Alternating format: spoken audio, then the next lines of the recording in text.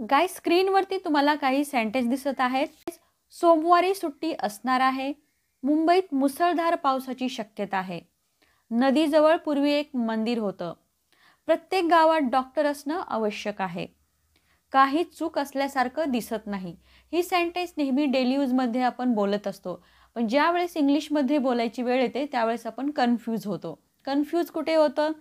असणार आहे, शक्यता आहे, पूर्वी एखादी गोष्ट होती किंवा एखादी गोष्ट असणं आवश्यक आहे किंवा एखादी गोष्ट असल्यासारखं दिसत आहे. हे जेव्हा तुम्हाला सांगायचं असतं इंग्लिशमध्ये त्यावेळेस तुम्हाला त्यासाठी नेमकं काय यूज करायचं इंग्लिशमध्ये हे माहीत नसतं. म्हणून हे सेंटेन्स बनवताना तुम्ही कन्फ्यूज होता. बरोबर? आज सगळं आपण हेच डाऊट आपण आजच्या व्हिडिओमध्ये क्लिअर करणार आहोत. व्हिडिओ शेवटपर्यंत जरूर बघा. पहिल्यांदा बघा, there is to be. There is to बीचा यूज आपण कसा करायचा? गाईज, इथे जे देअर आहे हे देअर एक डमी सब्जेक्ट आहे. याचा अर्थ काहीही होत नाही. फक्त हे एखादं सेंटेन्स सुरू करण्यासाठी यूज केलं जातं. मीनिंग काही नाही आहे. आणि टू बी म्हणजे काय? एखादी गोष्ट निश्चित होणार आहे हे दाखवत आहे टू बी. तर देअर इज टू बीचा पूर्ण मीनिंग काय होतं? एखादी गोष्ट होणार आहे किंवा एखादी गोष्ट असणार आहे. म्हणजे तुम्ही पूर्वी ठरवलेली गोष्ट आहे ती तुम्ही सांगत आहात की ही गोष्ट होणार आहे किंवा ही गोष्ट असणार आहे. अशा प्रकारच्या सेंटेन्समध्ये तुम्हाला देअर इज टू बीचा यूज करायचा आहे. याचा फॉर्म्युला काय राहील? There is to be plus noun घ्यायचा आहे.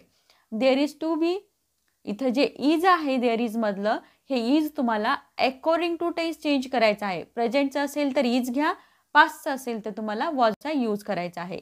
आणि नाऊन, ज्याही गोष्टीबद्दल तुम्ही बोलत आहात ते तुम्हाला देअर इजच्या नंतर लिहायचे आहे. क्लिअर? याचे एक्झाम्पल बघा. सोमवारी सुट्टी असणार आहे. Simple, there is to B.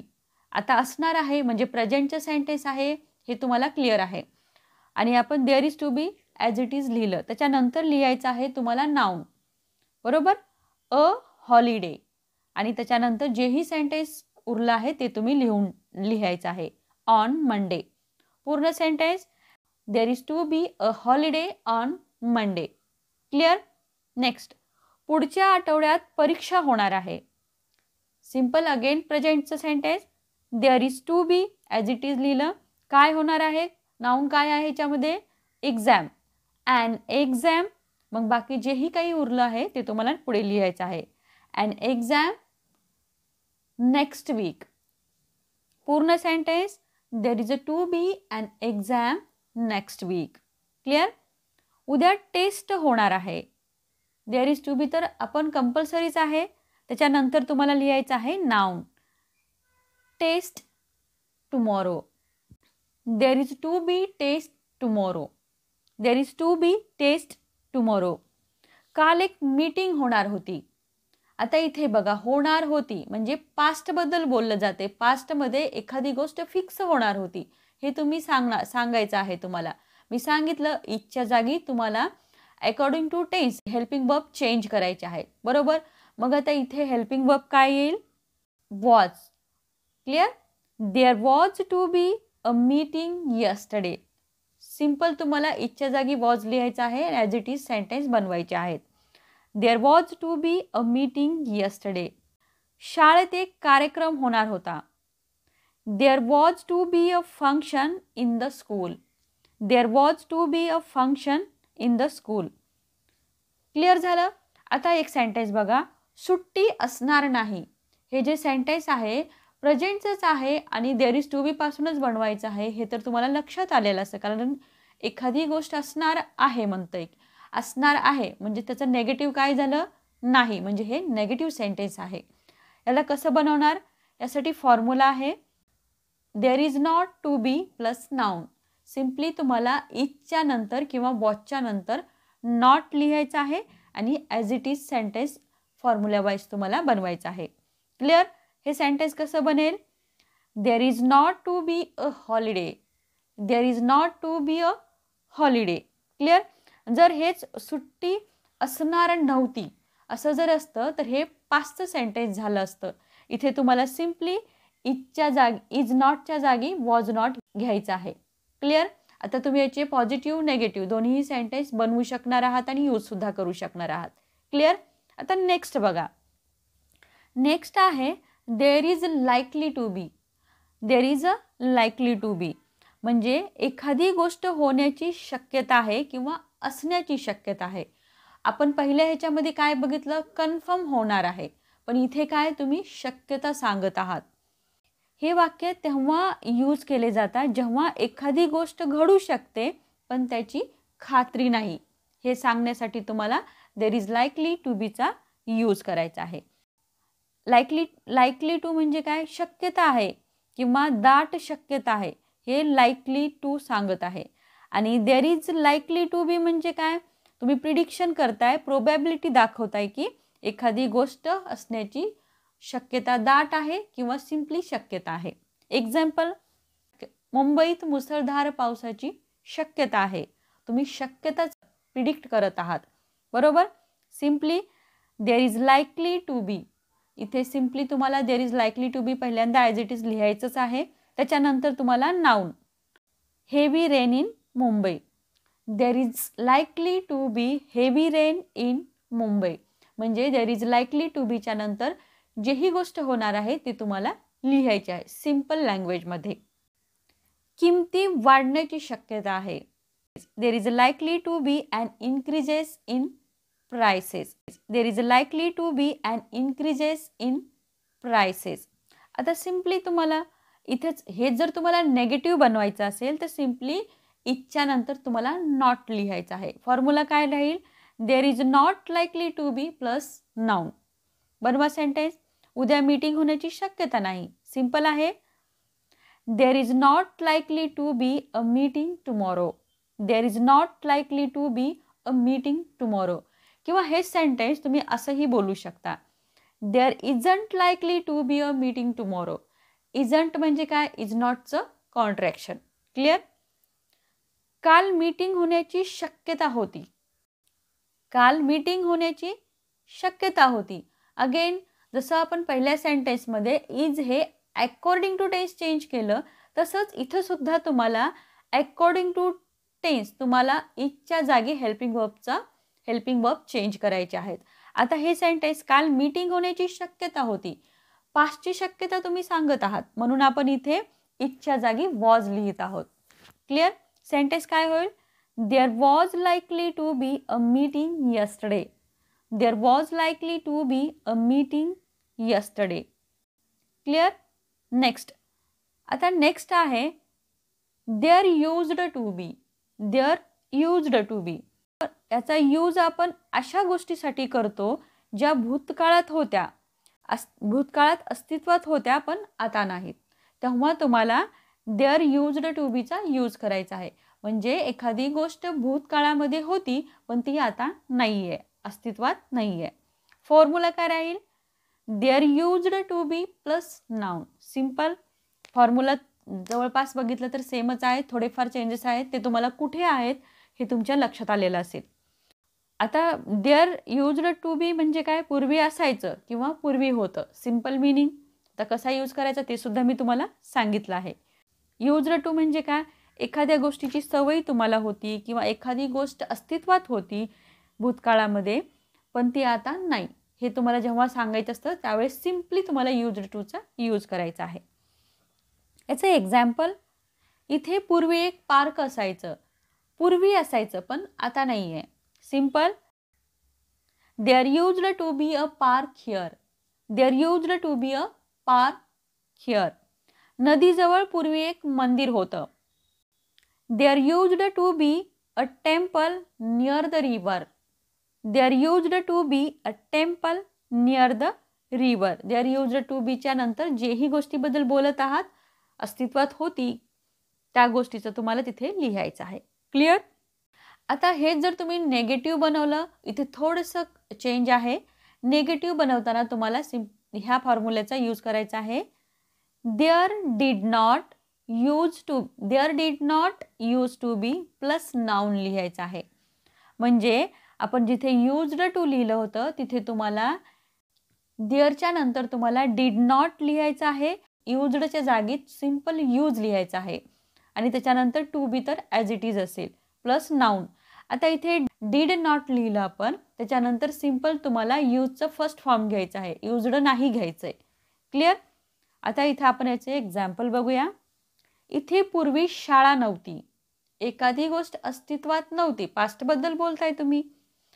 Simply वरच्या फॉर्म्युलेचा यूज करा. There did not use to be a school here. There did not use to be a school here. आता इथे बघा, हे जे डीड नॉट आहे त्याला तुम्ही डिंट असंही लिहू शकता. म्हणजे एक सेंटेन्स काय होईल आपलं, there didn't use to be a school here. There didn't use to be a school here. बोलायला पण इझी जातं, कॉन्ट्रॅक्शन यूज केलं तरी चालेल. फक्त लक्षात ठेवा, डीड घेतल्यानंतर यूज्ड नाही लिहायचं, यूज लिहायचं आहे फर्स्ट फॉर्म. पूर्वी इथे बाजार भरायचा. Again same, there used to be a market here. Positive sentence आहे. There used to be a market here. पूर्वी असायचं किंवा पूर्वी होतं हे जेव्हा तुम्हाला सांगायचं असतं त्यावेळेस देअर यूज्ड टू बीचा तुम्हाला यूज करायचा आहे. आणि तेच जर सेंटेन्स नेगेटिव्ह बोलायचं असेल, म्हणजे पूर्वी एखादी गोष्ट नव्हती हे तुम्हाला सांगायचं असेल, तर देअर डिंट यूज टू बीचा यूज करायचा आहे. क्लिअर? नेक्स्ट आहे there needs to be. There needs to be plus noun किंवा एखादं ॲक्शन वर्बचं ING फॉर्म लिहायचं आहे. क्लिअर? आता इथे जे नीड आहे, नीड म्हणजे काय, एखाद्या गोष्टीची गरज असणे. आणि देअर नीड्स टू बी म्हणजे काय, ते असायला हवं किंवा होणं गरजेचं आहे. देअर नीड्स टू बी म्हणजे काय, असायला हवं किंवा होणं आवश्यक आहे. हे वाक्यात एखाद्या वस्तू, एखादी गोष्ट किंवा एखाद्या कृतीबद्दल ज्यावेळेस असणं आवश्यक आहे किंवा असण्याची गरज आहे हे जेव्हा सांगता त्यावेळेस तुम्हाला देअर नीड्स टू बीचा यूज करायचा आहे. आय होप लक्षात येत असेल. प्रत्येक गावात डॉक्टर असणं आवश्यक आहे. सिम्पली फॉर्म्युल्याचा यूज करा. देअर नीड्स टू बी त्यानंतर तुम्हाला जेही नाऊन असेल तर नाऊनचा यूज करा, नाहीतर एखादा ॲक्शन वर्ब असेल तर ॲक्शन वर्बचा यूज करा. पण ॲक्शन वर्ब असेल तर त्याचं तुम्हाला ING फॉर्म घ्यायचा आहे आणि नाऊन असेल तर ॲज इट इज. आता या सेंटेन्समध्ये नाऊन आहे डॉक्टर. डॉक्टर हे काय आहे, नाऊन आहे, म्हणून आपण ॲज इट इज डॉक्टर लिहिलं. In every village. पूर्ण sentence, there needs to be a doctor in every village. There needs to be a doctor in every village. इंग्रजी सुधारण्यासाठी अधिक वाचन आवश्यक आहे. आता इथे बघा, इथे तुम्ही बघा there needs to be as it is आपण लिहिलं. त्याच्यानंतर कशाची आवश्यकता आहे, वाचन. वाचन ही काय आहे, एक ॲक्शन वर्ब आहे. बरोबर, याच्यामध्ये ॲक्शन आहे. वाचण्याची ही काय आहे, ॲक्शन आहे, म्हणजे इथे नाऊन नाही आहे. तर तुम्हाला रीडचं ING फॉर्म लिहावं लागेल. क्लिअर? सेंटेन्स काय होईल मग आपलं, there needs to be more reading to improve English. There needs to be more reading to improve English.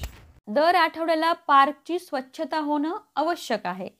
Simple, there needs to be लिहिलं, त्याच्यानंतर कशाची आवश्यकता आहे, स्वच्छता होण्याची आवश्यकता आहे.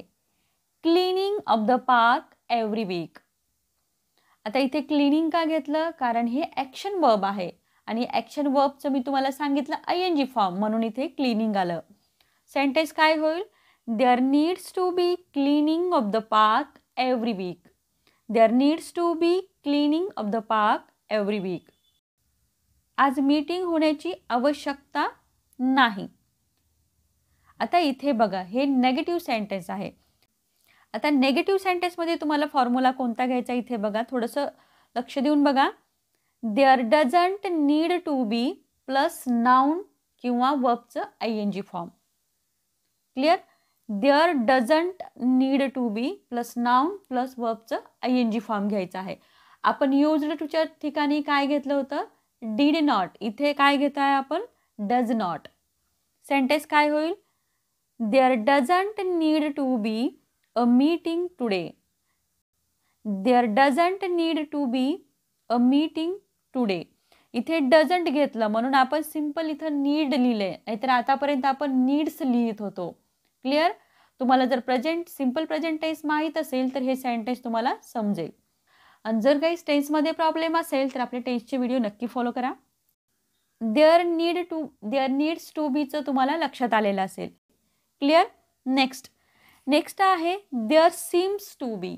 There seems to be. Seems म्हणजे काय? वाटतं किंवा दिसतं. आणि देअर सीम्स टू बी म्हणजे काहीतरी असल्यासारखं वाटतं किंवा काहीतरी असल्यासारखं दिसतं. यात बोलणाऱ्याचं observation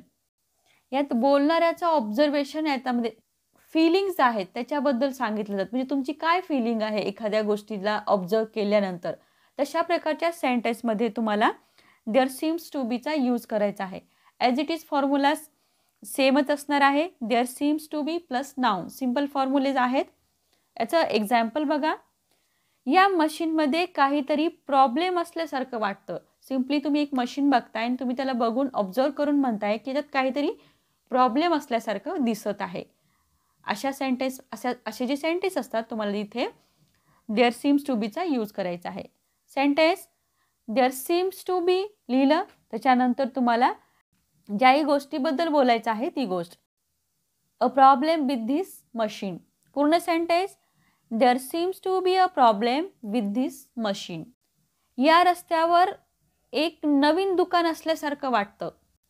there seems to be a new shop on this street. There seems to be a new shop on this street. काही समस्या असल्यासारखी वाटत नाही. नेगेटिव्ह सेंटेन्स आहे. सिम्पली तुम्हाला इथे डज नॉट घ्यायचा आहे आणि सीम घ्यायचा आहे. सीम्स नाही घ्यायचा आहे. फॉर्म्युला काय होईल? There does not seem to be plus noun. Sentence there does not seem to be any problem. There does not seem to be any problem किंवा there doesn't seem to be any problem. Doesn't घेतल्यावर seems नाही घ्यायचं आहे, लक्षात ठेवा. काही चूक असल्यासारखं दिसतं. There seems to be any mistake. There seems to be any mistake. आणि हेच जर तुम्ही नेगेटिव्ह बोललात म्हणजे काही चूक असल्यासारखं दिसत नाही. Simple there doesn't seem to be any mistake. There doesn't seem to be any mistake. Clear? There seems to be कधी यूज करायचं? असल्यासारखं वाटत आहे, असल्यासारखं दिसतं. हे जेव्हा तुम्हाला सांगायचं त्यावेळेस तुम्हाला देअर सीम्स टू बीचा यूज करा. आणि तेच सेंटेन्स जर नेगेटिव्ह असेल म्हणजे असल्यासारखं वाटत नाही, त्यावेळेस तुम्हाला देअर डझंट सीम टू बीचा यूज करा. आय होप गाईज बऱ्यापैकी तुमचं कन्फ्युजन मी दूर करू शकले असेल. गाईज जर व्हिडिओ हेल्पफुल असेल तर व्हिडिओला लाईक करा, शेअर करा. चॅनलवर तुम्ही नवीन असाल तर सबस्क्राईब करायला विसरू नका.